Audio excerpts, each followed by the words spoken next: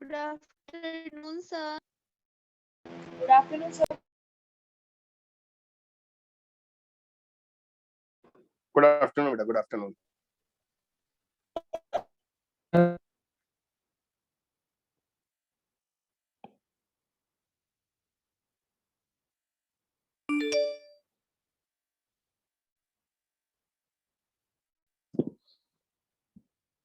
Good afternoon, sir. हाँ जी. Good afternoon, beta. Good afternoon, sir. Good afternoon. Good afternoon.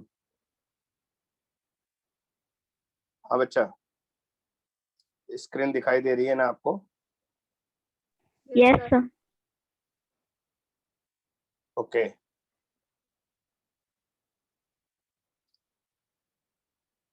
तो आज हम लोग बेटा थर्मल फिजिक्स स्टार्ट करेंगे और थर्मल फिजिक्स में हमारा जो पहला टॉपिक होगा वो होगा थर्मल प्रॉपर्टीज ऑफ मैटर. और थर्मल प्रॉपर्टीज के अंदर बच्चा सबसे पहले हम कैलोरीमेट्री यानी कि हीट और उससे related heat, temperature, specific heat, latent heat, इनके बारे में डिस्कशन करेंगे. चैप्टर का नाम लिख लीजिए, thermal properties of matter.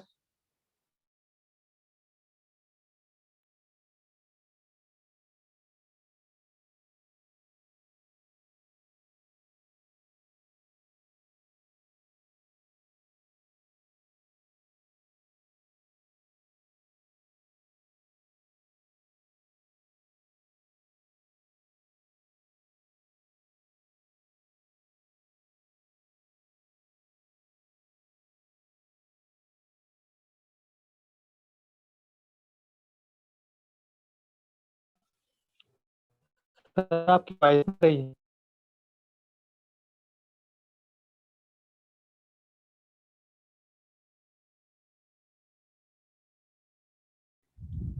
Sound नहीं आ रहा. Voice.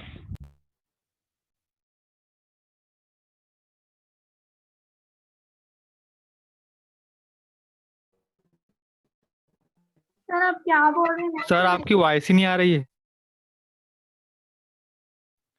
सर को हम लोगों का आवाज सुनाई नहीं दे रहा है क्या? दे रहा है. तभी तो सर बोले जा रहे हैं ना, थोड़ी ना बोलते. हेलो सर, आपका आवाज नहीं आ रहा है. सर साउंड नहीं आ रहा है. Good evening sir.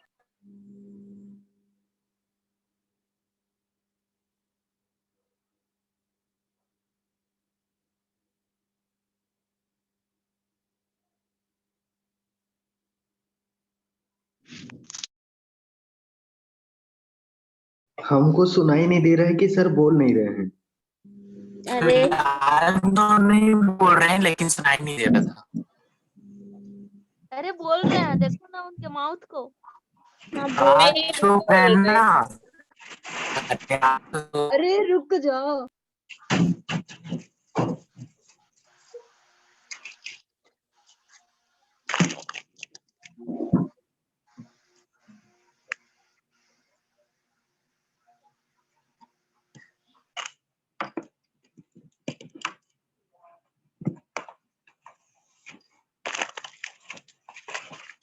Anjali mic off कर तो.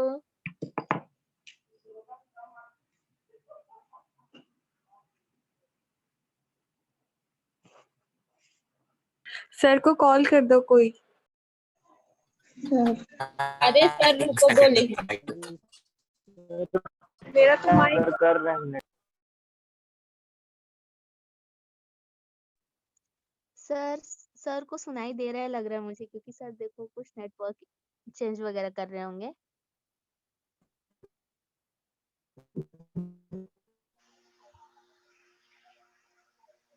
स्क्रीन शेयरिंग अभी तक हो रहा है क्या? चलो शेयर ठीक तो है, कब का हो गया, साउंड नहीं आ. अब से आ गया. हाँ हाँ हाँ हाँ, क्लास शुरू हो गया. अभी रुको, मनीष होस्ट बनाओ.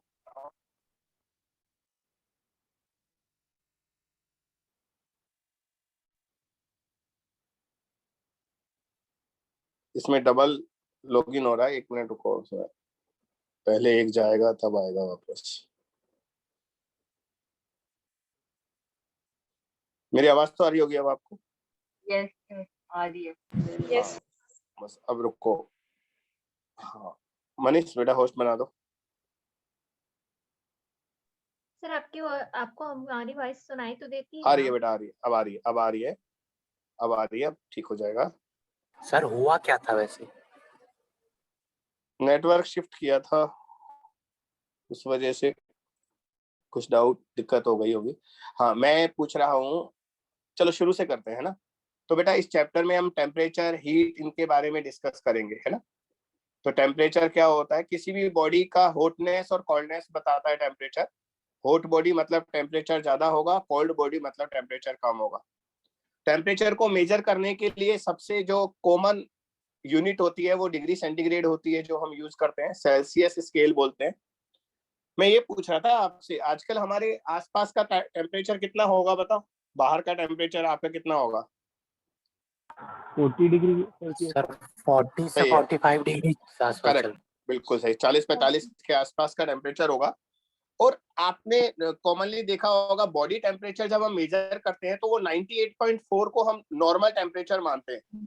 तो वो 98.4 जो हमारी बॉडी का नॉर्मल टेम्परेचर होता है वो किस स्केल में होता है? वो फ़ारेनहाइट पे। Fahrenheit, Fahrenheit. फ़ारेनहाइट हाँ, तो क्या आप जानते हैं डिग्री सेंटीग्रेड और फ़ारेनहाइट का रिलेशन क्या होता है?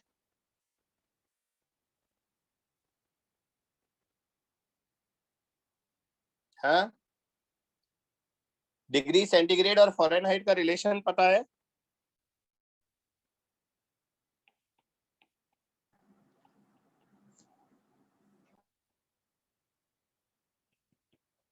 मेरी आवाज नहीं आ रही है आपको? पता नहीं इसलिए चुप हो गए?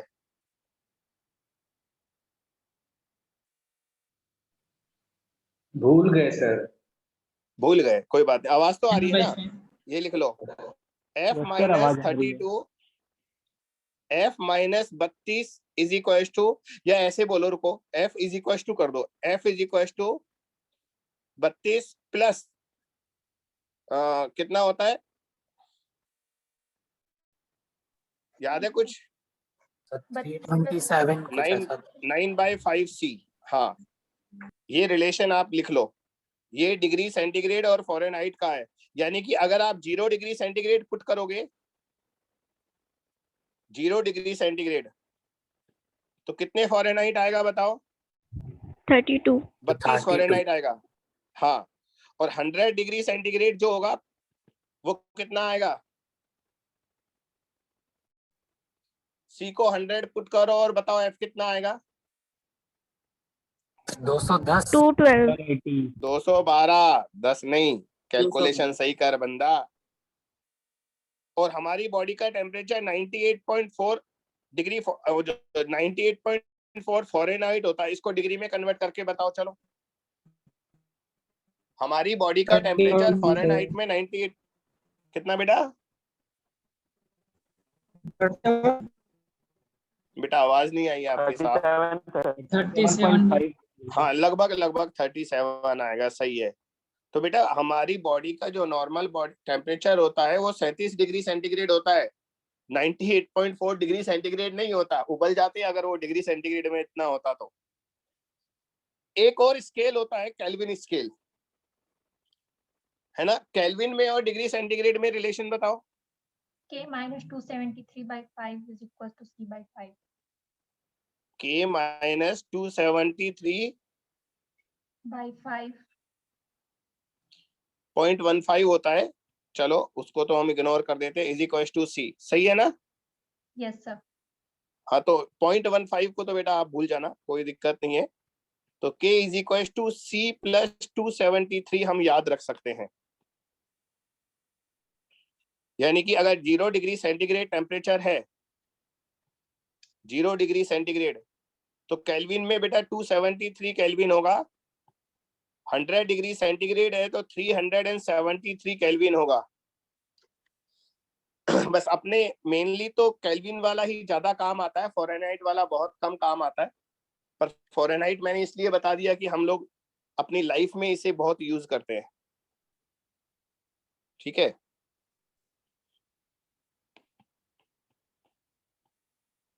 थर्मल एनर्जी,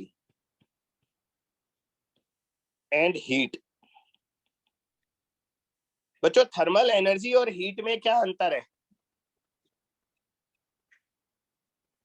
आपको अंतर लगता है या आपको लगता है बस पर्यायवाची शब्द है, एक ही चीज है? बताओ। हिंदी में लिखवा दूं? हिंदी में है ऊष्मीय ऊर्जा तथा ऊष्मा।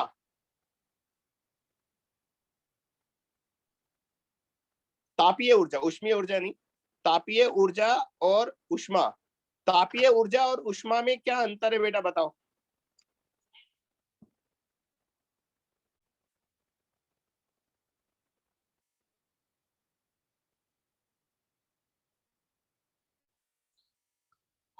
देखो मैं ही बता देता हूँ और मैं कोशिश करूंगा प्रश्न ना हेलो पूछूं। सर। हाँ बेटा। सर ऊष्मीय ऊर्जा में ज्यादातर जल के अणु भाग लेते हैं सर। किसके अणु? जल के अणु। जल के अणु, अच्छा। और ऊष्मा में? हीट में ठोस के अणु सर। नहीं बेटा नहीं, ये अंतर नहीं होता।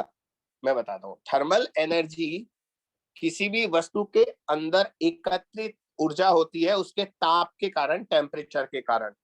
लेकिन जब ये थर्मल एनर्जी फ्लो करती है, एक वस्तु से दूसरी वस्तु पर जाती है, तो बच्चा फ्लो करते समय उसे हम हीट बोलते हैं। तो you can say heat is the flow of thermal energy from one body to another, ऐसे बोल सकते हो। ऊष्मा तापीय ऊर्जा है जब वो प्रवाहित होती है। समझ गए? लिख लो अपने आप, ये चीजें काम आ जाती हैं।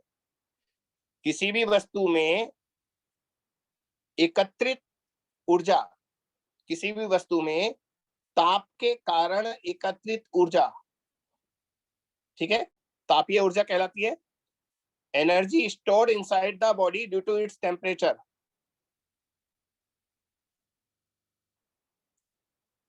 Is called thermal energy.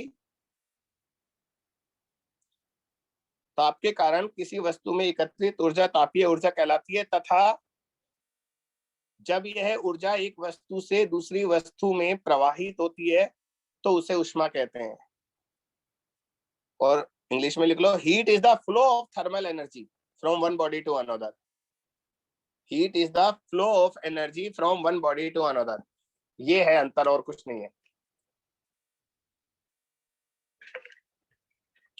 तो अगर हम शॉर्ट में लिखें तो हम लिख सकते हैं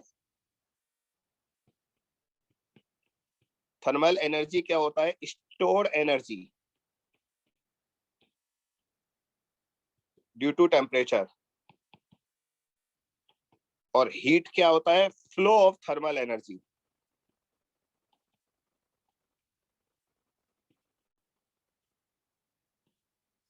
हीट होता है फ्लो ऑफ थर्मल एनर्जी।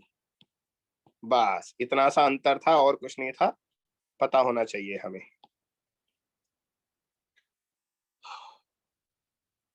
ठीक है? हाँ बेटा, आगे बढ़ जाओ। अब बताइए स्पेसिफिक हीट क्या होता है?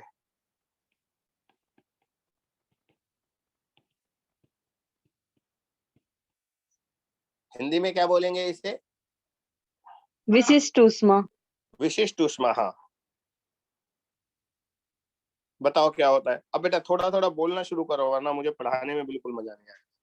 जितना गलत पता है तो गलत बोलो यार, है ना? क्लास में कुछ एक्साइटमेंट तो होना चाहिए। बताओ विशिष्ट ऊष्मा क्या है? हिंदी वाले हिंदी में बोलो, इंग्लिश वाले इंग्लिश में बोलो।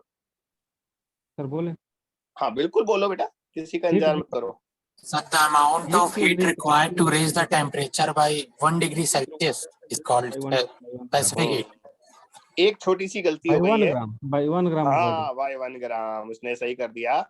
Amount of Yes, sir. Heat required to raise the temperature of unit mass of substance by 1 degree centigrade. एकांक द्रव्यमान की वस्तु का ताप 1 डिग्री सेंटीग्रेड बढ़ाने के लिए आवश्यक ऊर्जा विशिष्ट ऊष्मा कहलाता है ना? आवश्यक ऊष्मा विशिष्ट ऊष्मा कहलाता है। लिख लो, लिखो। Heat required to raise the temperature of unit mass of substance heat required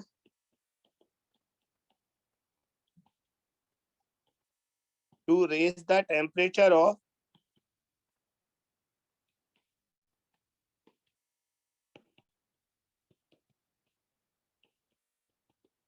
unit mass of substance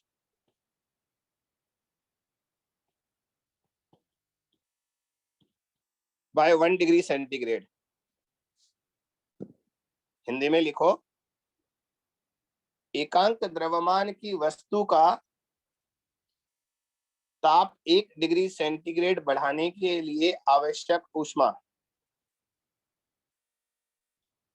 एकांक द्रव्यमान की वस्तु का ताप 1 डिग्री सेंटीग्रेड बढ़ाने के लिए आवश्यक ऊष्मा। बेटा स्पेसिफिक हीट को S लिखते हैं और उसका फार्मूला होता है delta Q upon M delta T। Delta Q upon M delta T। बेटा इसकी SI यूनिट क्या होती है? SI मात्रक जूल पर केजी पर केल्विन। जूल पर केजी केल्विन। करेक्ट, जूल पर केजी यानी कि केजी इनवर्स और केल्विन इनवर्स। Very good. और दूसरी यूनिट बताओ जो हम ज्यादा काम में लेते हैं, वो होती है कैलोरी पर ग्राम पर डिग्री सेंटीग्रेड। कैलोरी पर ग्राम पर डिग्री सेंटीग्रेड, है ना?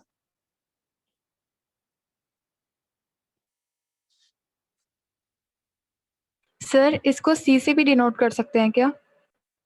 नहीं बेटा, डिग्री सीसी तो सेंटीमीटर क्यूब होता है, वो तो वॉल्यूम के लिए लिखते हैं बेटा, है ना? Okay sir. बच्चों कैलोरी और जूल में क्या रिलेशन होता है पता है? एक कैलोरी कितने जूल होता है? 4.2। 4.1। वेरी गुड, याद कर लेना, काम का है ये, बहुत काम का है।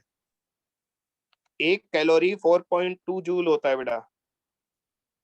अच्छा अब ये बताओ, पानी की विशिष्ट ऊष्मा की वैल्यू क्या होती है? 1 कैलोरी पर ग्राम। 4.18 into 10 to the power 3। हाँ, पानी के लिए स्पेसिफिक हीट होता है 1 कैलोरी पर ग्राम पर डिग्री सेंटीग्रेड। और बच्चों इसको SI यूनिट में कन्वर्ट करेंगे तो 4200 जूल पर किलोग्राम पर केल्विन आएगा।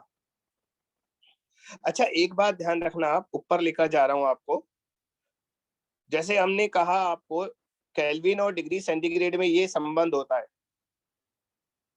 लेकिन बच्चों अगर हम चेंज की बात करें, परिवर्तन की बात करें, तो परिवर्तन केल्विन में और डिग्री सेंटीग्रेड में बराबर होता है। यानी कि अगर आप 1 डिग्री सेंटीग्रेड किसी वस्तु का टेम्परेचर बढ़ा रहे हो तो केल्विन में भी 1 केल्विन ही बढ़ेगा। तो डेल्टा C और डेल्टा K बराबर होते हैं हमेशा। इसलिए बच्चों यहाँ पर यूनिट में हम डिग्री सेंटीग्रेड इनवर्स भी लिख सकते हैं और केल्विन इनवर्स भी लिख सकते हैं, कोई अंतर नहीं है, दोनों बराबर है, क्योंकि यहाँ पर टेम्परेचर में ये चेंज दर्शा रहा है और जब तापमान में परिवर्तन दर्शाता है तो हम उसको डिग्री सेंटीग्रेड और केल्विन कुछ भी लिख सकते हैं, क्योंकि दोनों बराबर होते हैं। ठीक है बच्चों, आइस, बर्फ की विशिष्ट ऊष्मा कितनी होती है?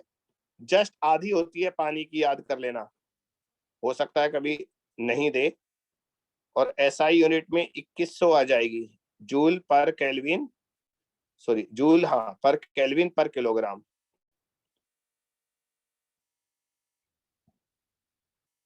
तो पानी की विशिष्ट ऊष्मा 1 कैलोरी होती है। इसका मतलब है 1 ग्राम पानी का टेम्परेचर, 1 ग्राम पानी का टेम्परेचर अगर हम 1 डिग्री सेंटीग्रेड बढ़ाते हैं तो हमें 1 कैलोरी ऊष्मा चाहिए। 1 ग्राम पानी, 1 ग्राम पानी का टेम्परेचर 1 डिग्री सेंटीग्रेड बढ़ाना है तो हमें 1 कैलोरी ऊष्मा चाहिए। और बर्फ का 1 ग्राम बर्फ का टेम्परेचर अगर 1 डिग्री सेंटीग्रेड बढ़ाना है तो हमें आधा कैलोरी ऊष्मा चाहिए। ये मतलब होता है स्पेसिफिक हीट का। अच्छा अब तुम बताओ, एक छोटा सा, बहुत छोटा सा क्वेश्चन आपको दे रहा हूं।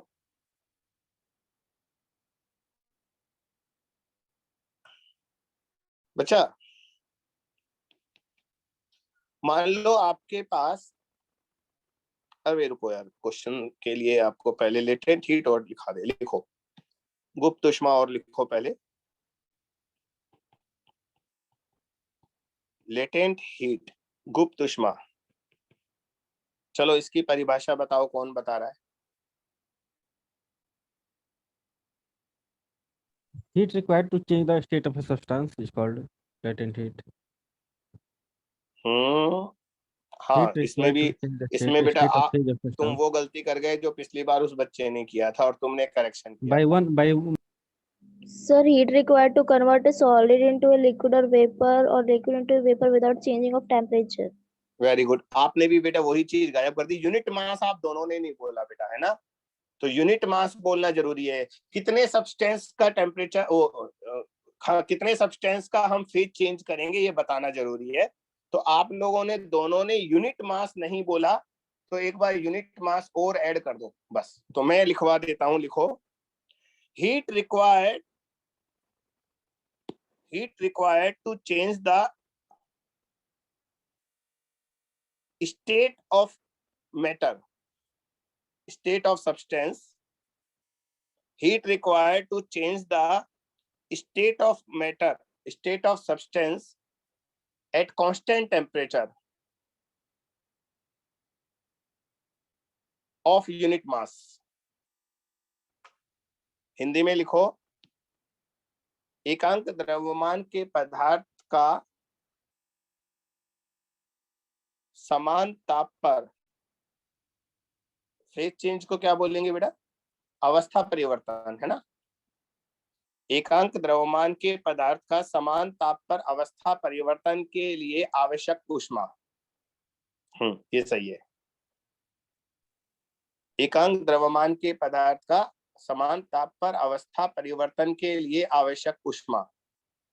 बेटा हम बर्फ को पानी बनाते हैं, तो जब बर्फ पानी में बदलता है तो उस समय बर्फ का टेम्परेचर चेंज नहीं होता, 0 डिग्री सेंटीग्रेड ही रहता है। इसी तरह जब हम पानी को भाप में बदलते हैं, स्टीम में बदलते हैं, तो उस समय भी टेम्परेचर कांस्टेंट होता है। कितना? 100 डिग्री सेंटीग्रेड।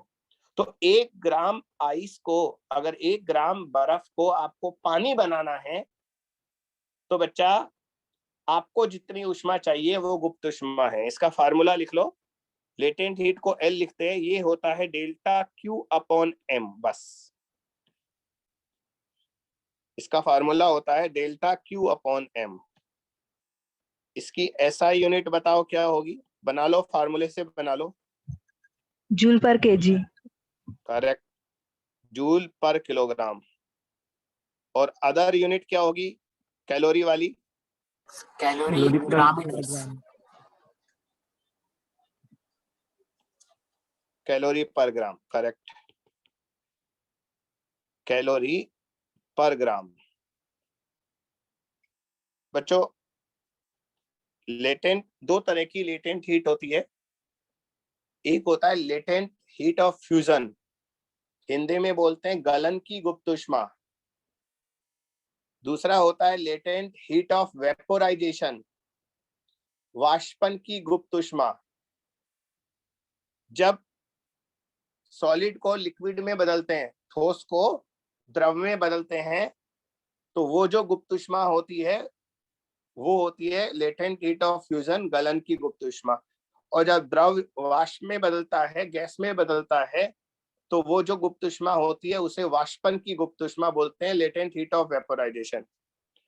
तो बच्चों आइस के लिए कौन सी होगी लेटेंट हीट?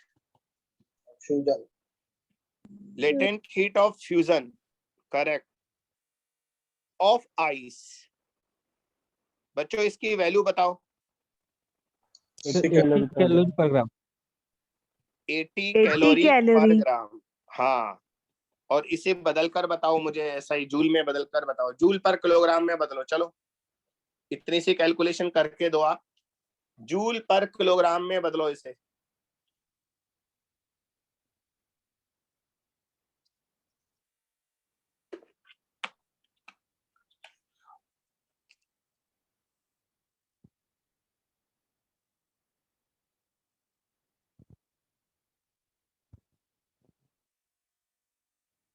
96 जूल पर ग्राम। नहीं बेटा, 4.2 से मल्टीप्लाई 336 करेंगे और 1000 से 336 मल्टीप्लाई और करेंगे ना, नीचे ग्राम है। Sir 336 3.33 into 10 to the power 3 joule per Kelvin. 3.6 into 10 to the power 5. 5। देखना बच्चों, 336 into 10 to the power 3। हाँ तो ये सही तो लिखा है, इसका मतलब हमने, सही सर, हाँ इसका सही मतलब हमने 80 को पहले 4.2 से मल्टीप्लाई करो ताकि कैलोरी जूल में बदल जाए, फिर नीचे ग्राम है बेटा, नीचे ग्राम को किलोग्राम में बदलो तो ऊपर 1000 और आएगा। सर 3.3 आएगा। 3.3 आ रहा है क्या? 3.36 भैया आपने जो लिखा वो लिख दिया मैंने। मैं सर 3.36 सर मेरा 336 आ रहा है। 4.2 into 8, 8 तो नहीं, 16, 8 चौक 32 और 33, हाँ 3.36 आएगा ये। अच्छा 3.36 into 10 to the power 5। और बेटा latent heat of vaporisation of water, पानी के वाष्पन की गुप्त ऊष्मा की वैल्यू बताओ। 540 के। 540 की कैलोरी। 540 करेक्ट, Sir, 536 कैलोरी पर kilocalorie per ग्राम। kg. और इसे 4.2 into 1000 से मल्टीप्लाई करो। 22.6 into 10 to हाँ the सुनाई power नहीं दिया। 5. 22.6 into 10 to the power 5. 22 0.6 हाँ into 10 to the power 5. into 10 to the power 5। इससे सही है। जूल पर किलोग्राम। एक बार चेक कर लेना बेटा, मैंने मल्टीप्लाई नहीं किया, आपके भरोसे हूं मैं। तो 1 ग्राम बर्फ को पानी बनाना है तो 80 कैलोरी ऊष्मा चाहिए, और 1 ग्राम पानी को भाप बनाना है तो 540 कैलोरी ऊष्मा चाहिए, ये मतलब होता है इसका। ठीक है, हाँ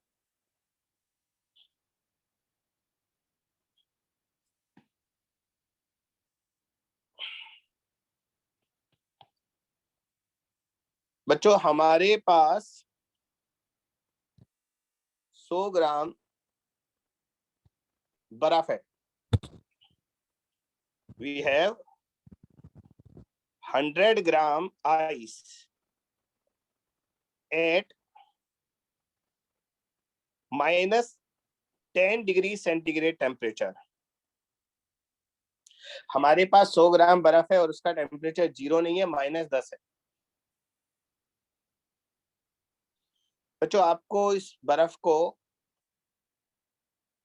भाप बनाना है, तो इसे भाप बनाने में कितनी हीट चाहिए बताइए। इसको स्टीम में कन्वर्ट करना है 100 डिग्री सेंटीग्रेड, तो कितनी हीट चाहिए? कैलोरी में ही जवाब दे दो, जूल के चक्कर में मत पड़ो। चलो तो मैं आपको स्टेप्स बताता हूं, इसमें स्टेप्स क्या होते हैं बेटा। सबसे पहले आपको जो आइस है वो -10 से 0 तक लानी पड़ेगी, क्योंकि जब तक बर्फ का तापमान 0 नहीं हो जाता वो पिघलना शुरू नहीं करेगी, समझे? जैसे पानी का टेम्परेचर जब तक 100 पर नहीं पहुंचेगा तब तक स्टीम नहीं बनेगी ना, बनेगी क्या?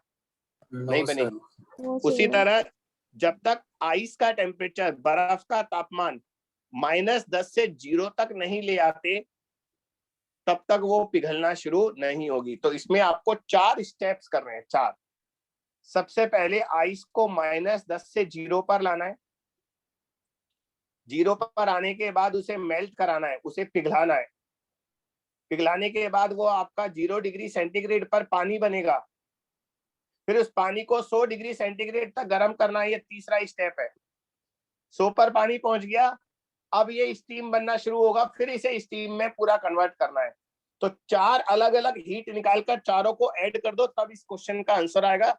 चलो कोशिश करो।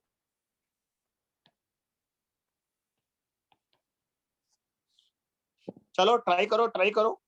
बोल के बता सकते हैं? अरे वैल्यू सब तो लोग आएगी, टाइप सब कर लोग देना। गैस चूल्हा निकाल लो और क्या। हाँ टाइप कर दो, नाम भी पता रहता है।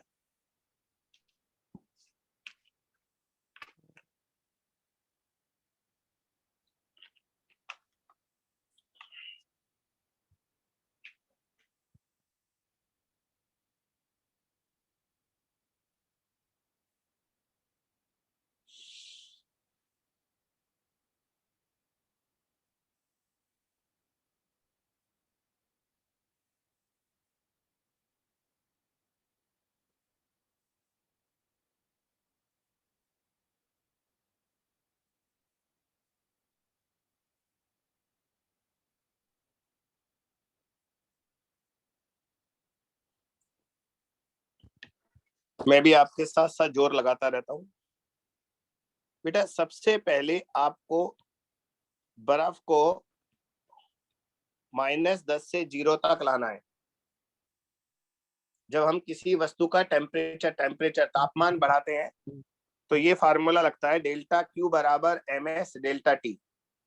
m कितना है? 100 ग्राम। बेटा बर्फ का गुप्त वो विशिष्ट ऊष्मा 0.5 होता है, और -10 से 0 तक लाओगे तो तापमान में परिवर्तन 10 होगा। तो ये तीनों ऐड करने पर कितना आएगा? 500 कैलोरी आएगा। ये आंसर नहीं है, पहला ही स्टेप है। तो बच्चों 500 कैलोरी देने से हमारी आइस -10 से 0 तक आ गई। अब आगे चलते हैं भैया। अब हमें उसे पिघलाना है, उसे मेल्ट कराना है। तो मेल्ट कराने के लिए delta Q m into L आएगा। बेटा जब हम किसी वस्तु को या तो पिघलाते हैं या वाष्पित करते हैं, या तो मेल्ट करते हैं या वेपोराइज करते हैं, तो लेटेंट हीट का फार्मूला होता है डेल्टा क्यू बराबर ml। यहाँ m कितना है? 100 ग्राम, और l 80 कैलोरी पर ग्राम होता है। तो ये 8000 कैलोरी ऊष्मा आ गई, जो हमें उसे मेल्ट कराने में, पिघलाने में देनी पड़ेगी। बच्चों अब हमारा वो बर्फ जो है वो पानी बन चुका है, और पानी का टेम्परेचर 0 डिग्री सेंटीग्रेड है, ध्यान रखना। तो अब 0 डिग्री सेंटीग्रेड से 100 तक जाना है। तो बच्चों जब हम टेम्परेचर बढ़ाते हैं तो ये वाला फार्मूला यूज करते हैं ms डेल्टा टी। ध्यान रखिए, m तो 100 ग्राम है, पानी की विशिष्ट ऊष्मा 1 होगी और डेल्टा टी 100 होगा। तो बच्चों 10,000 कैलोरी हमें पानी का टेम्परेचर 0 से 100 तक ले जाने में देनी पड़ेगी। और लास्ट, अब हमें उसे वाष्पित करना है। तो वाष्पित करने के लिए ml लगाना पड़ेगा। m तो 100 है और l 540 है, तो ये आएगा 54,000 कैलोरी। बेटा टोटल हीट आपन को चाहिए तो चारों को ऐड कर दो, इन चारों को जोड़ दो। बताओ जोड़ तो दो, और तो कुछ नहीं किया, ये काम तो कर दो। 72,500। 54 और 10 64, 64 और 8 72, 72,500 कैलोरी। तो बच्चों आपको इतनी एनर्जी चाहिए 100 ग्राम आइस को वाष्पित करने के लिए, स्टीम में बदलने के लिए, और आइस का टेम्परेचर -10 था। ये हुई ना बात। अब बताओ अगर नहीं समझ में आया है तो मैं एक्सप्लेन करूं तो आप मुझे बता दो, क्या समझ में नहीं आया मैं उसी को एक्सप्लेन कर दूंगा, और अगर सब कुछ समझ में आ गया आगे बढ़ जाते। सर एक बार डेल क्यू 3 वाला बताइए। बेटा जब हम आइस को मेल्ट कर देंगे तो वो पानी बन जाएगा, और पानी का टेम्परेचर 0 होगा। फिर 0 से 100 तक ले जाने के लिए फिर से आपको हीट देनी पड़ेगी। तो जब टेम्परेचर बढ़ाते हैं ना, तो हमेशा ms डेल्टा टी वाला फार्मूला काम में लेते हैं। तो पानी का मास तो 100 ग्राम है, पानी की स्पेसिफिक हीट 1 कैलोरी होती है। मैंने लिखाया था ना 1 कैलोरी पर ग्राम पर डिग्री सेंटीग्रेड, ये लिखाया था। Yes sir. और टेम्परेचर कितना करना है तेरे को? 0 से 100 ले जाना है, तो कितना बढ़ाएगा? 100 बढ़ाएगा। तो ms डेल्टा टी मल्टीप्लाई कर दिया, 10,000 आ गया। सर फिर फोर्थ वाले में स्टेट चेंज करना है सीधा। हाँ बिल्कुल, फोर्थ वाले में फिर पानी से उसे वेपर स्टीम में बनाना है, वेपर में कन्वर्ट करना है, स्टीम में कन्वर्ट करना है। तो फिर से ml वाला फार्मूला, जब भी स्टेट चेंज हो तो आप डेल्टा क्यू बराबर ml लिखोगे, और जब टेम्परेचर चेंज हो तो डेल्टा क्यू बराबर ms डेल्टा टी लिखोगे। ये ध्यान रखना बेटा, ये ms डेल्टा टी यहाँ से आया है, ये देखो, ये इसको क्रॉस मल्टीप्लाई करो तो डेल्टा क्यू बराबर ms डेल्टा टी आ जाएगा, और इसको क्रॉस मल्टीप्लाई करो तो डेल्टा क्यू बराबर ml आ जाएगा। यहाँ से आए हैं ये फार्मूले। बोलो, पूछो, कुछ पूछना है तो, वरना मैं पूछूंगा। मैं तो पूछूंगा ही, मुझे तो पूछना ही है सब कुछ।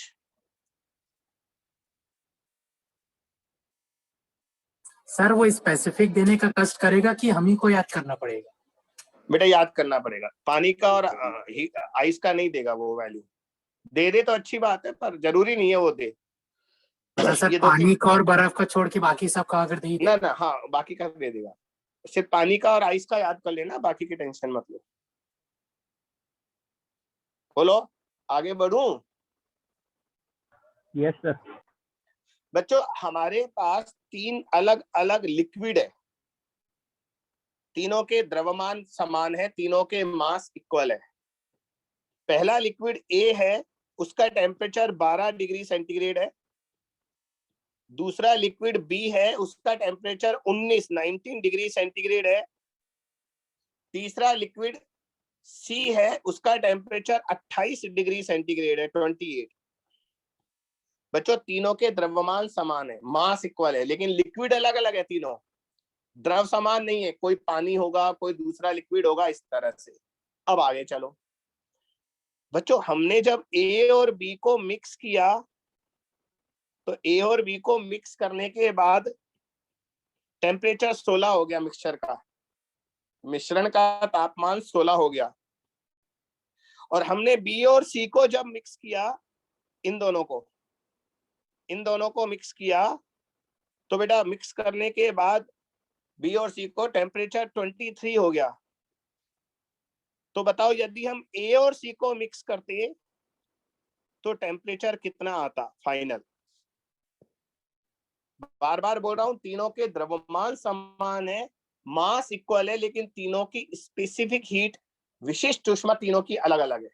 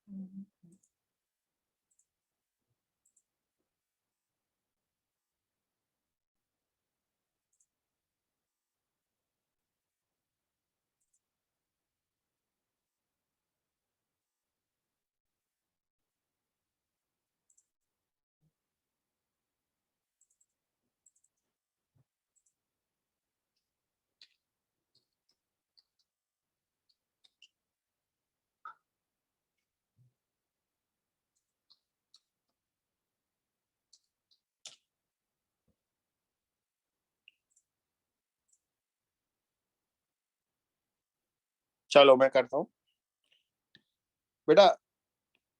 हम मान लेते हैं इन तीनों लिक्विड्स की जो स्पेसिफिक हीट है, विशिष्ट ऊष्मा, पहले वाले की S1 है, दूसरे वाले की H2 है, तीसरे वाले की S3 है।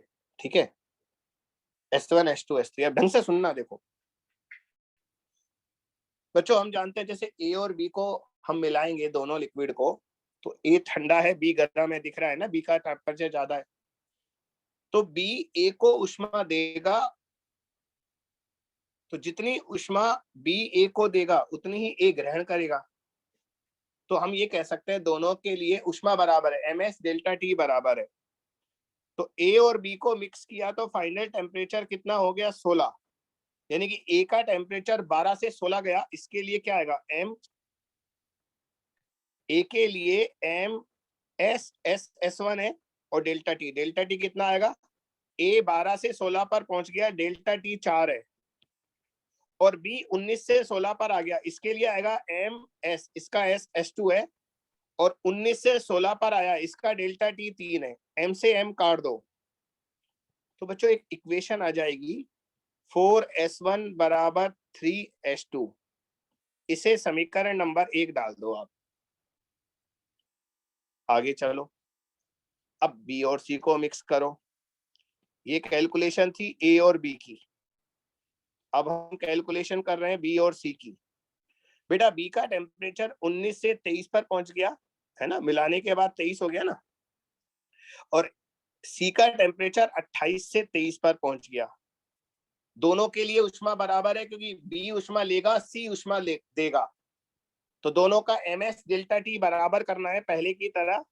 तो B के लिए आएगा mS2, B का टेम्परेचर कहां से कहां पहुंचा, 19 से 23, यानी कि 4 बढ़ा, और C ठंडा हुआ, mS3, इसका टेम्परेचर 28 से 23 आ गया, यानी कि 5, m से m फिर काट दो, और बच्चों ये इक्वेशन आ गया 4s2 बराबर 5s3।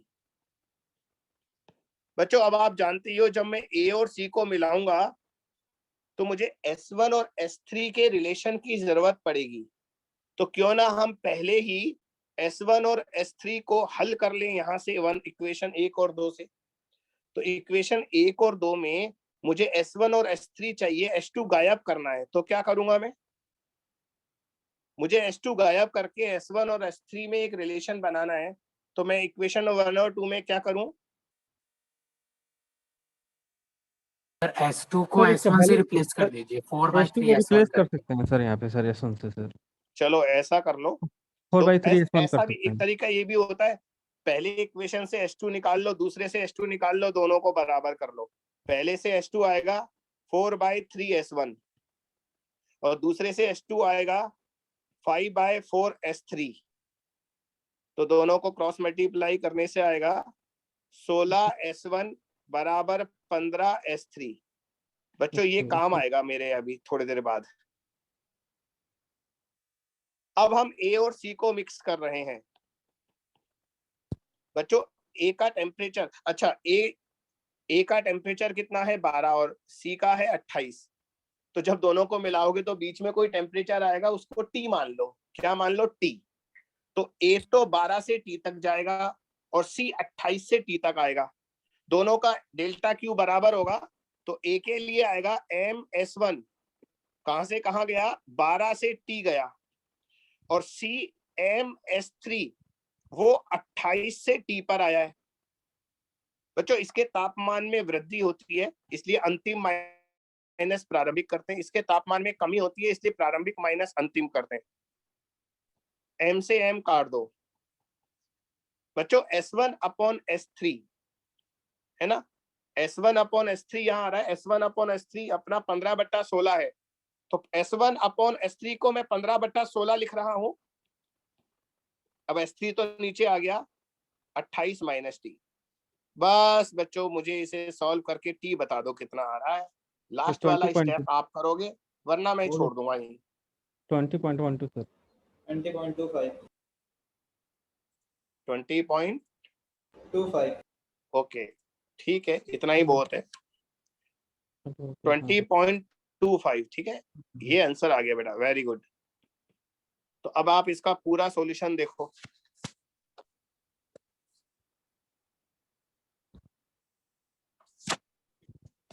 ऐसे लैंडस्केप ही सही है।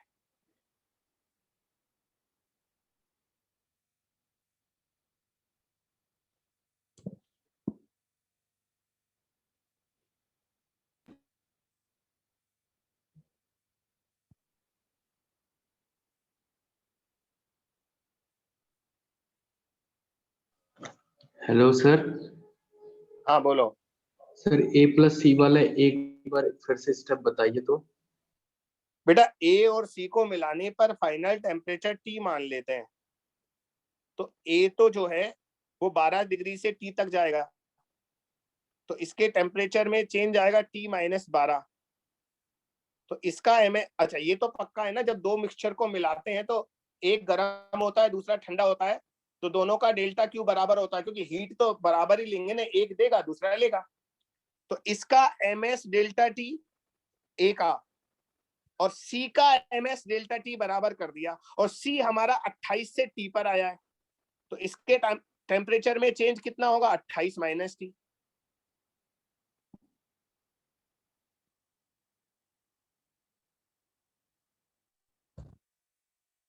और ये आगे कैलकुलेशन है बेटा। S3 को मैं S1 के नीचे ले आया, और S1 अपॉन S3 का मान यहां से मैंने 15/16 रख दिया बेटा, ये बस, और कुछ नहीं किया। Yes sir, thank you sir.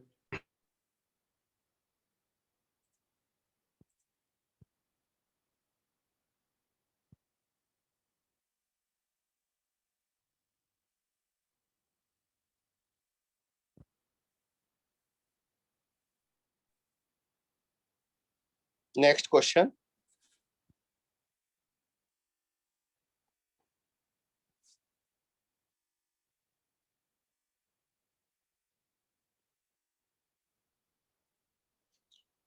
बेटा हमारे पास, सुनना, हमारे पास 1 किलोग्राम वाटर है, पानी।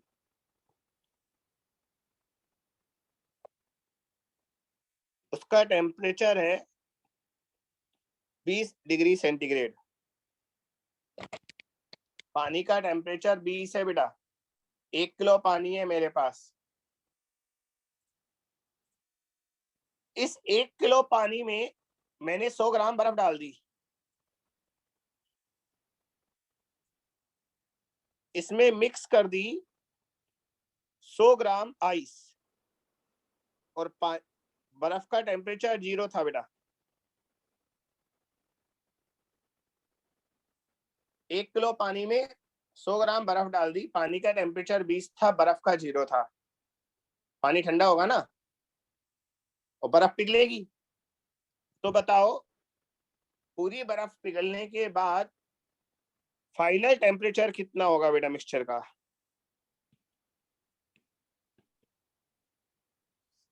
पूरी बर्फ पिघल जाएगी, उसके बाद मिक्सचर का फाइनल टेम्परेचर कितना होगा।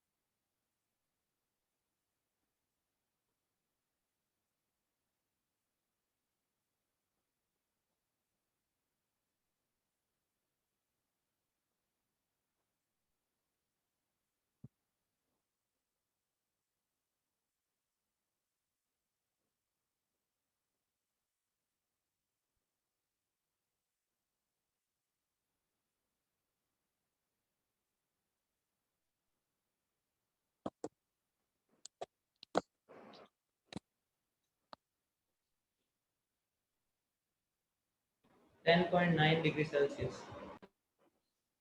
10.9, ठीक है। और बच्चों को देखते हैं बेटा।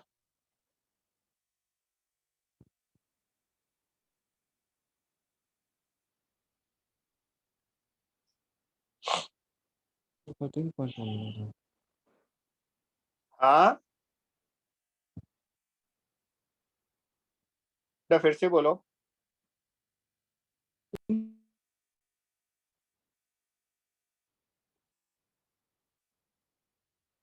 10.9 डिग्री सेंटीग्रेड होगा सर। 10.9, यस। ठीक है मैं निकालता हूँ, सुनो।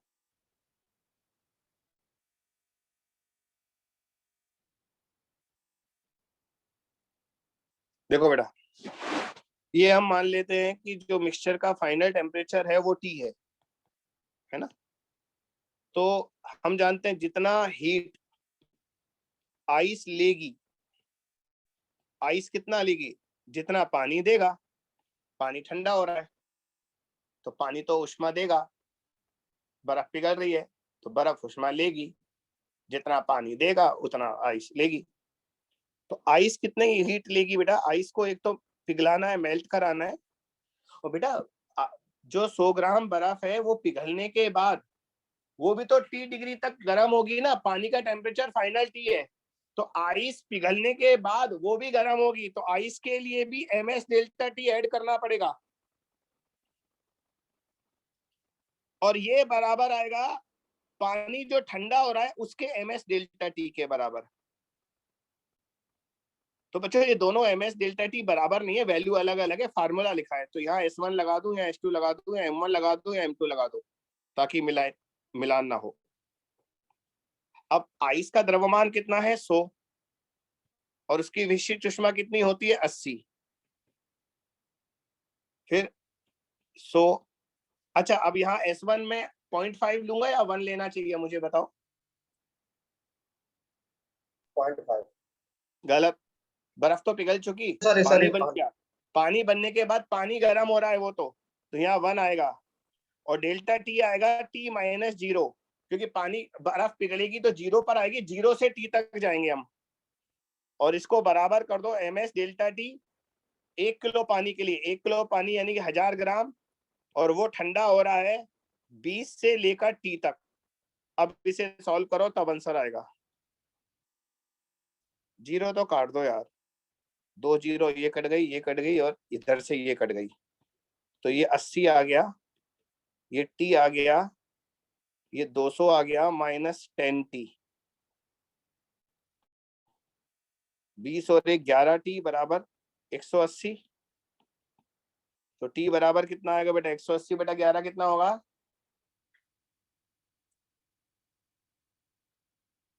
तो 20 होगा ना 180 का, 200 -80। 1.7 1.8 के बीच हाँ में। नहीं, मैंने गलत लिखा, 200 में से 80 जाएगा, 120 आएगा। हाँ 120 बटा 11 करना है, 11 इंटू 11 121 होता है। तो बच्चों ने बोला था ना कितना, 10.8 बताया था, क्या बताया था 10.9। तो 10.9 डिग्री सेंटीग्रेड ये हमारा फाइनल आंसर आ गया बेटा। एक बार सॉल्यूशन देखो, मैं एक बार एक्सप्लेन और कर रहा हूं, सुनिए बेटा। जब आइस को, बर्फ को पानी में मिलाएंगे तो 1 किलो वाला पानी तो ठंडा होगा, वो तो उष्मा देगा, और आइस जो है बर्फ वो उष्मा लेगी। दोनों बराबर करने, दोनों बराबर कर दिए। अब याद रखना जो बर्फ है वो पहले तो पिघलेगी, तो इतनी उष्मा तो पिघलने में लेगी, और पिघलने के बाद जो पानी बनेगा वो 0 डिग्री सेंटीग्रेड होगा, उसको बेटा T तक ले जाना है, तो उसके लिए ms डेल्टा T और लगाना पड़ेगा, ये ध्यान रखो। और 1 किलो पानी जो ठंडा हो रहा है उसके लिए सिर्फ ms डेल्टा T लगाना है। सारी वैल्यू रख दी, आंसर आ गया, काम करो।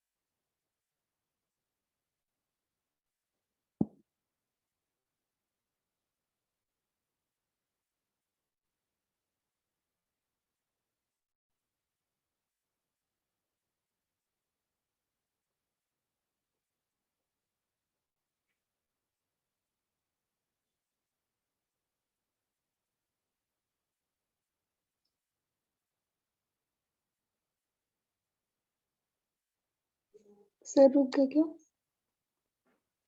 मैं क्यों रुका? आप लिख लो बेटा, आप लोगों के रेस्पॉन्स की वजह से रुक जाता हूं मैं। क्या सर?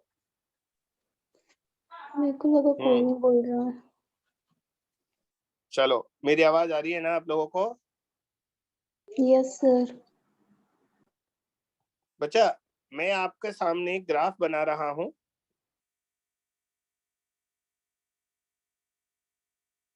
इस ग्राफ में हमें ना तीन हमारे पास अलग अलग वस्तु है ABC, उन तीनों का ग्राफ दे रहा हूं। एक ग्राफ ये आ गया, दूसरा ये आ गया, तीसरा ये आ गया। ठीक है, ये A है, ये B है। तीन वस्तु हैं, तीनों को हम समान दर से ऊष्मा दे रहे हैं, सेम रेट से हीट दे रहे हैं। तो उनका जो टेम्परेचर इंक्रीज हो रहा है बेटा समय के साथ, उसका ये तीन ग्राफ है। येलो कलर A का ग्राफ, ग्रीन कलर B का ग्राफ, रेड कलर C का ग्राफ। तो आपको ये बताना है इन तीनों में सबसे ज्यादा विशिष्ट ऊष्मा किसकी है। विशिष्ट ऊष्मा A, विशिष्ट ऊष्मा B और विशिष्ट ऊष्मा C। इन तीनों में सबसे ज्यादा स्पेसिफिक हीट किसकी है ये बताना है आपको। तीनों को समान दर से ऊष्मा दे रहे हैं, सेम रेट से हीट दे रहे हैं तीनों को।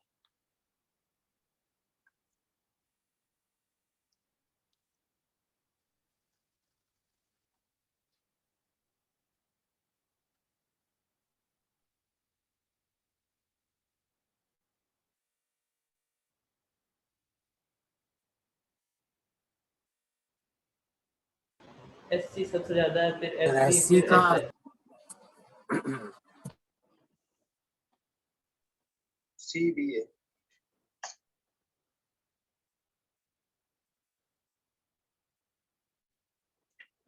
आप टाइप किया करो ना, ताकि मुझे पता भी रहे कौन बोल रहा है। आवाज थोड़ी ना सब बच्चों की पहचानता हूँ। सर आप चैट बॉक्स नहीं देख रहे? सब देख रहा हूँ, तो मैं प्राइवेट मत भेजना मुझे बस। मैंने कहा ना, मैं 2-3 सिस्टम से लॉगिन रहता हूँ, टेंशन मत लो। एवरीवन को भेजो, मेरे को सब दिखेगा। सर ऑप्शन ही नहीं है। ऑप्शन ही नहीं है सर। एवरीवन वाला ऑप्शन नहीं है। अच्छा, एवरीवन वाला नहीं है। हाँ, मैंने डिसेबल किया ना आप लोगों की हरकतों की वजह से। तो नहीं बेटा, वो डिसेबल ही रहेगा, क्योंकि मैंने कई दिन तक समझाने की कोशिश की। जैसे मैं उसे ऑन करता ना, बकवास करना शुरू कर देते थे बच्चे। चलो, ये रहा चैट बॉक्स। Very good. अच्छा, यहाँ जब से लिख रहे हो तुम? ओके। जी सर। तो मुझे बताया क्यों नहीं? मैंने सोचा देख रहे हैं आप। हाँ नहीं, वो मुझे, मैं तो भूल गया एवरीवन वाला। अच्छा, सारे आंसर लिखे तुम लोगों ने? यस सर, कब से लिख रहे थे। अच्छा, चलो इसी तरह से रखते हैं, अच्छा भी लग रहा है, कोई बात नहीं। ऐसे ही ऑन करके रखेंगे फिर, है ना। तो अभी आप कह रहे हो CDA। देखो, मैं इसमें बताता हूँ बेटा। हम जानते हैं डेल्टा Q जो होता है वो MS डेल्टा T होता है। इसमें है ना, डेल्टा T को कैपिटल T लिख देता हूँ, क्योंकि स्मॉल t समय के लिए लिखूंगा मैं। दोनों तरफ डेल्टा T का भाग दे दो, ये डेल्टा T समय है। बच्चों, मैंने आपसे कहा सबको हमने हीट समान दर से दी, delta Q by delta E सबके लिए सेम है, सबका द्रव्यमान भी सेम है। इसका मतलब स्पेसिफिक हीट, और ये क्या चीज है? ये आएगा इस लाइन का स्लोप, याद है? इस लाइन का slope delta T by delta T क्या होगा? Temperature change divided by time. याद है, dy बाई dx लाइन का स्लोप होता था ढाल। इसका मतलब स्पेसिफिक हीट इनटू स्लोप, ये तीनों के लिए सेम है, कांस्टेंट है।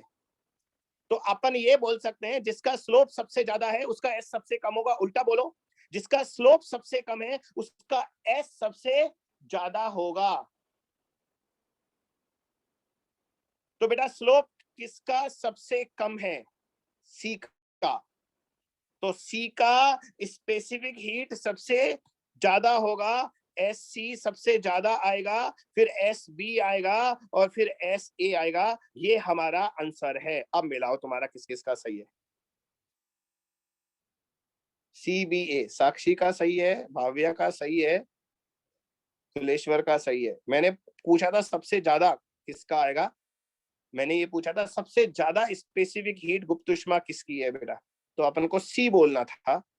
CBA, गरिमा, उदय प्रकाश सही है बेटा। यार तुम लोग आंसर तो दे रहे हो जब से। चलो इसी में ऑन रखते हैं, फिर मैं एक सिस्टम से लॉग आउट भी हो जाता हूँ। अच्छा है, चलो टर्निंग पॉइंट वाले से लॉग आउट हो गए, ठीक है। चलें आगे चलें, अभी समय है यार, कर लेते हैं क्वेश्चन और। बच्चों हमारे पास एक इलेक्ट्रिक हीटर है, विद्युत हीटर, हीटर को क्या बोले, हीटर ही बोलते हैं ना। एक इलेक्ट्रिक हीटर है, उसकी शक्ति जो है पावर 1000 वॉट है। एक इलेक्ट्रिक हीटर है जिसकी शक्ति 1000 वॉट है पावर, और वो 5 किलो पानी को 25 डिग्री सेंटीग्रेड से 31 डिग्री, पानी मत बोलो कोई द्रव है,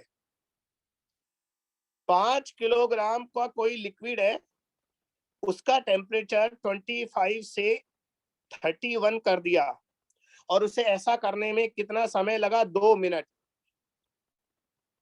समय लगा 2 मिनट। 5 किलो का कोई लिक्विड है, पानी नहीं है, उसका टेम्परेचर 25 से 31 करने में 2 मिनट का समय लगा बच्चा। तो आपको बताना है इस लिक्विड का विशिष्ट ऊष्मा कितना है, स्पेसिफिक हीट।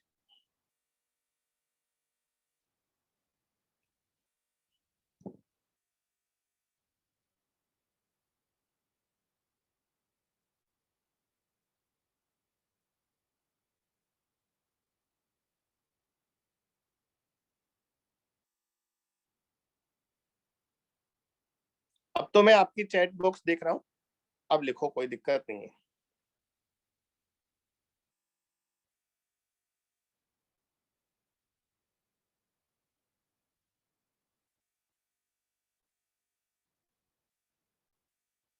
भाई साहब यूनिट बता दो, कौन सी यूनिट में जवाब दे रहे हो, क्योंकि यहाँ कैलोरी का लफड़ा है ना इस चैप्टर में, तो मुझे ये नहीं पता लगेगा कि आपकी यूनिट कौन सी है।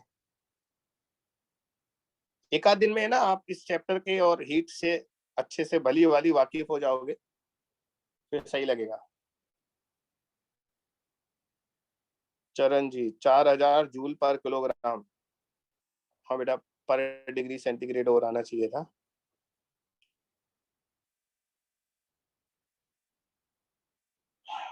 तेरा क्या जवाब था, 4 कैलोरी पर डिग्री पर ग्राम। धर्मेंद्र 3 किलोग्राम पर कैलोरी, किलोग्राम कैलोरी एक साथ नहीं लिखते बेटा, कुछ गड़बड़ लिख दिया आपने। देखो भैया, डेल्टा क्यू बराबर MS डेल्टा टी होता है हमारा फार्मूला। हम जानते हैं अगर हम शक्ति को समय से गुणा करें तो एनर्जी आती है, तो हमारी पावर है 1000 वॉट, वॉट होता है जूल पर सेकेंड, सुन लेना ढंग से, और समय है 2 मिनट, 2 मिनट होता है 120 सेकेंड, तो जूल पर सेकेंड को सेकेंड से गुणा करोगे जूल बचेगा, यानी कि हमारा डेल्टा क्यू जूल में है। बच्चों मैं फिर बोल रहा हूँ, ये जूल है, जूल, क्योंकि वॉट को सेकेंड से गुणा किया है तो जूल आएगा। इसे बराबर कर दो MS डेल्टा टी के। M कितना है, 5 किलो, सारी SI यूनिट लिखनी पड़ेगी। S मुझे निकालना है, और डेल्टा कितना है, 6 डिग्री, 25 से 31 यानी कि 6। तो बच्चों S आ गया, ये देखो 6 पंजे 30, 30 चौके, तो 4000 आ गया। लेकिन ये 4000 किस में है, जूल पर किलोग्राम, क्योंकि द्रव्यमान किलोग्राम में था। पर केल्विन लिख दो या डिग्री सेंटीग्रेड लिख दो, एक ही बात होती है। डिग्री सेंटीग्रेड और केल्विन में कोई अंतर नहीं आता, क्योंकि ये परिवर्तन है, चेंज है। तो बच्चों ये आंसर आएगा, ध्यान रखो।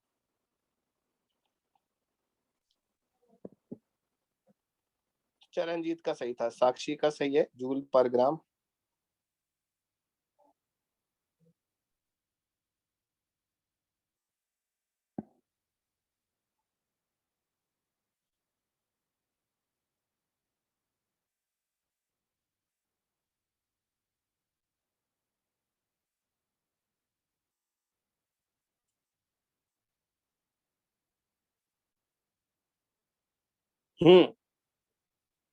बच्चों हमारे अगला क्वेश्चन,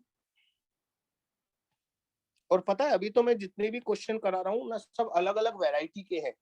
अभी तक मैंने एक भी क्वेश्चन रिपीट नहीं किया, इतनी वैरायटी है यहाँ पर। बच्चों हमारे पास 1 किलो पानी है, इसका टेम्परेचर 20 डिग्री सेंटीग्रेड है। 1 किलोग्राम पानी है, इसका टेम्परेचर 20 डिग्री सेंटीग्रेड है। कितना? 20। बच्चों इसमें मैंने स्टीम इंजेक्ट की।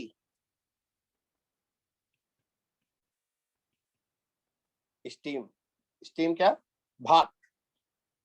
इस पानी में मैंने भाप इंजेक्ट की। पानी में भाप कैसे इंजेक्ट करते हैं? वो कॉफी बनाने वाली मशीन आती है ना, उसमें स्प्रे से डालते हैं ऐसे। तो बच्चों फाइनल टेम्परेचर है वो इसका 80 हो गया। फाइनल टेम्परेचर 80 हो गया स्टीम इंजेक्ट करने के बाद। भाप उसमें प्रवाहित करने के बाद उसका टेम्परेचर 80 हो गया। तो आप बताइए मैंने कितनी स्टीम इंजेक्ट की? मास ऑफ स्टीम बताना है। कितनी भाप मैंने उसमें प्रवाहित की पानी में, ये बताओ। फाइनल टेम्परेचर 80 हो गया, पहले 20 था, 1 किलो पानी था।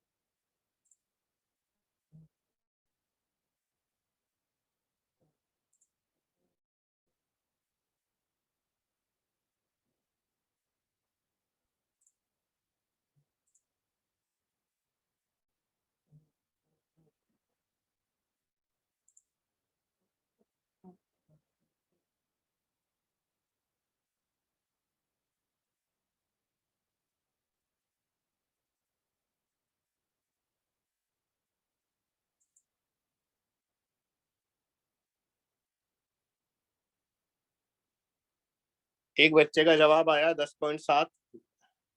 क्या है? ग्राम है। हाँ ग्राम।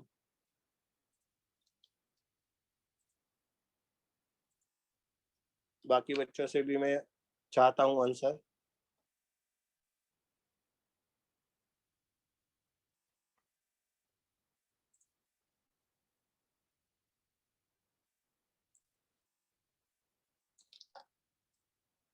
दूसरे बच्चे का भी सेम है, गरिमा का।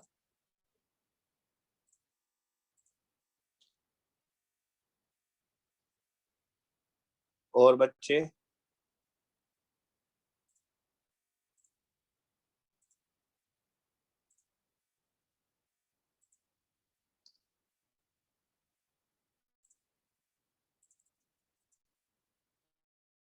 चलिए अब हम करते हैं। चलो सभी का आपका 10.7 आ रहा है। बच्चों इसमें क्या होगा, एक तरफ तो पानी गर्म हो रहा है, जो 20 पर था ना, 1 किलो पानी 20 पर है, वो तो गर्म हो रहा है, वो तो उष्मा ले रहा है। दूसरी तरफ जो स्टीम है वो पहले तो कंडेंस होगी। कंडेंस होने को क्या बोलते हैं? संघनन बोलते हैं ना बेटा। Yes sir. तो पहले तो संघनित होगी वो, और उसके बाद फिर वो भी उस टेम्परेचर तक वापस आएगी जहां पर 80 तक। मैं फिर बोल रहा हूं, ध्यान रखना, हमारी भाप पहले तो कंडेंस होगी, कंडेंस होने के बाद 100 से 80 तक और आएगी, तो वो दो पदों में, दो स्टेप्स में हीट देगी। तो जितनी हीट पानी लेगा, है ना, डेल्टा क्यू वाटर, ये उतनी ही उष्मा होगा जितनी उष्मा स्टीम देगा। पानी कितनी ऊष्मा लेगा, ms डेल्टा टी। पानी का ms डेल्टा टी कितना है, पानी का m है 1000, पानी का s1 होता है, और पानी 20 से 80 तक गया, कितना परिवर्तन हुआ, 60। बच्चों ढंग से एक एक बात ढंग से सुनो, मैं बोल रहा हूं। पानी का द्रव्यमान 100 है, पानी की विशिष्ट ऊष्मा 1 है, स्पेसिफिक हीट, और पानी 20 से 80 गया तो कितना टेम्परेचर बढ़ा, 60। ms डेल्टा टी पानी का तो लिख दिया। उधर से स्टीम को लो, स्टीम का द्रव्यमान m ले लेते हैं 540, उसकी गुप्त ऊष्मा होती है। पहले स्टीम कंडेंस होगी, कंडेंस होने में उतनी ही ऊष्मा देती है जितना वो भाप बनने में लेती है, ml के बराबर। प्लस बेटा ये स्टीम जो है कंडेंस होने के बाद 100 पर रहेगी, इसको भी 80 तक लाना है, तो ये आएगा ms डेल्टा टी। 100 से 80 पर आया, इसका डेल्टा की टी कितना है, 20। सॉल्व करो।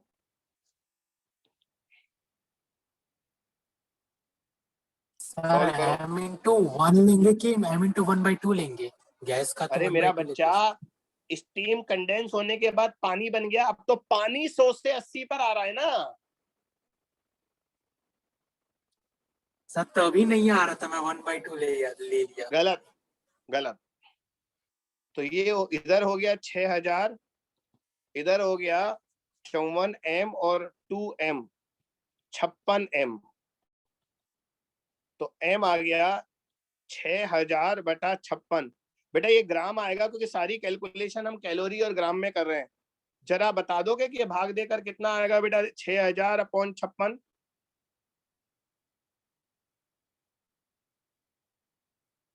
जतिंदर तेरे आंसर में और मेरे आंसर में ज्यादा फर्क नहीं आएगा, तेरा 55 का भाग जा रहा है, मेरा 56 का भाग जाएगा है। हाँ सर 107 ग्राम के आसपास ही आ रहा है। 107 ग्राम लिख देता हूँ, चलो ठीक है। सर तो बच्चों 100 हाँ, आज हमने काफी वैरायटी की है क्वेश्चंस में, प्लीज समझ लो, कुछ भला हो जाएगा। मैं उन बच्चों से कह रहा हूं जो क्लास में बस एक बार एंटर कर लेते हैं और फिर आराम से सो जाते हैं और कुछ देखते रहते हैं।